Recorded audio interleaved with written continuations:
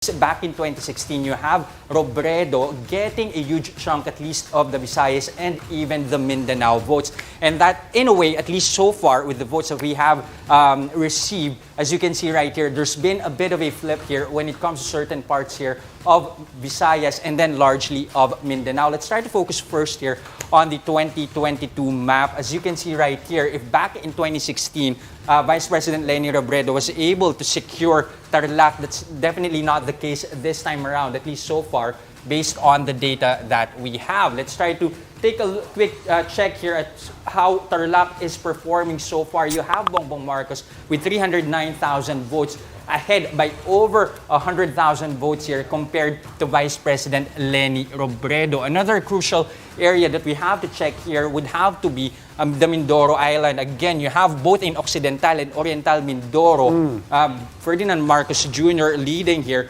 compared to what we experienced back in 2016. So let's try to focus first here on Occidental Mindoro. As you can see right now, again, maliit pa yung mga bilang natin. Ferdinand Marcos Jr. 70,000, Leni Robredo 46,000. Who knows, medyo maaga-aga pa yung boto. Let's try to figure out later in the program kung ilan so far yung kailangan pang matransmit in Occidental Mindoro. But again, a very small margin so far here for Ferdinand Marcos Jr. And then, let's try to take a quick peek at what's happening here, at least in Oriental Mindoro. Similar scenario. Medyo maliit lang yung diferensya between Ferdinand Marcos Jr.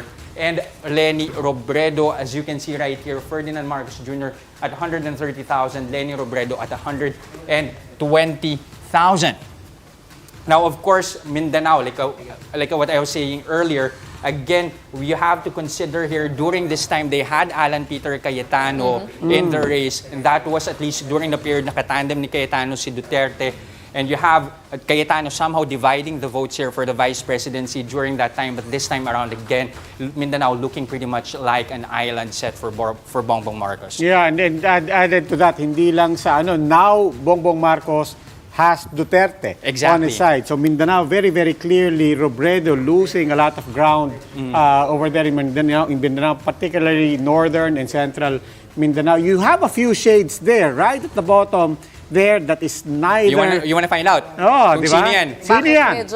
Would you guess it's going to be for Robredo? No, I would guess that tail number, that is not a number for Robredo. Yeah. Sarangani this time again, of course, as expected, that's going to be, at least so far, for Manny Pacquiao at 58,000 votes. A little ahead, of course, compared to Bongbong Marcos and Leni Robredo with only 5,000 votes in Sarangani, his hometown, of course, of Manny Pacquiao. And then, of course, let's also take a look at our most vote-rich province, Cebu. Back in 2016, let's try to take a look at the figures during that time.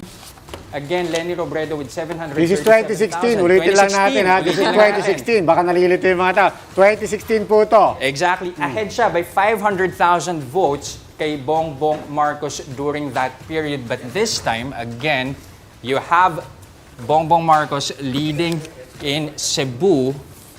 Again, after receiving, of course, the endorsement of the ruling party, One Cebu, so you can see now, Bongbong Marcos ahead. Nagbaliktad na. Siya naman ahead by 500,000 votes compared to Leni Robredo. Okay. Okay, again, as you can see right here, Ferdinand Marcos Jr. so far as of 9:10 p.m. with 57% of the votes already in. Bongbong Marcos up by 18.9 million votes, followed by Leni Robredo. Again, the others trailing far behind. Manny Pacquiao with just 1.6 million. Isko Moreno at 1.2, and then Lacson at 607,000 votes. Partner, let me just qualify what I said a while ago about this being shocking. While we were seeing the same trends in the surveys, medyo nagulat ako, no, because of how the colors change. Like, particularly in Mindanao, we see the whole of Mindanao now in red, and also yung maliit na butas na yun dun sa Luzon, yung Tarlac. Question is, no, what contributed? Because I know the Vice President was also getting some endorsements in Mindanao. Medyo masipag din siya sa pagpunta niya doon. But she wasn't able to turn it into votes. Well, shifting alliances. You had different alliances in 2016, very different from 2022.